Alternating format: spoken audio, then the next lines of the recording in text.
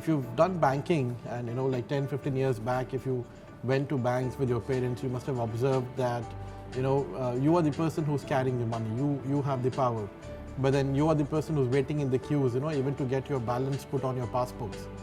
And the institutions were in the center of the ecosystem. And now you see, you cannot even imagine going and standing in a queue in the banks. But what is happening to healthcare today is exactly what used to happen in banks then. You are the person who has the money, you spend for your treatment, but you don't have a choice. You don't get the relevant information that you need to be able to decide what you want to do, from a treatment perspective. So at Praxify, the primary focus is to see how can we bring patients to the center of the ecosystem, empower them, enable them, to take right decisions.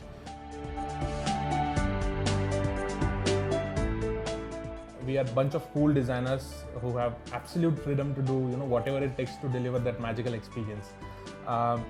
Praxify is a design-driven organization, so it's pretty easy for us to set up our own ideology of designing our products.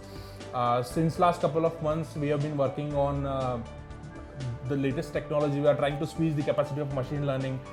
We are trying to utilize the ideology of Internet of Things. We're trying to combine it with iBeacon and the wearable devices, and we're trying to build a cool, magical user experience out of it. And I think this is possible only if your organization gives you a complete freedom of driving things. The way I approach any problem right now is completely different than what I used to do a year ago.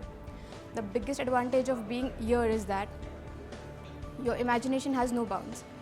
It's like you are in the sky and you can fly wherever you want to. It's like my second family.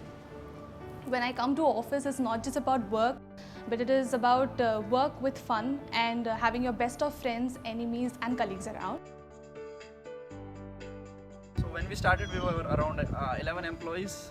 Soon we have now expanded to about 100 plus employees in multiple cities across India, and now we are expanding to international boundaries as well.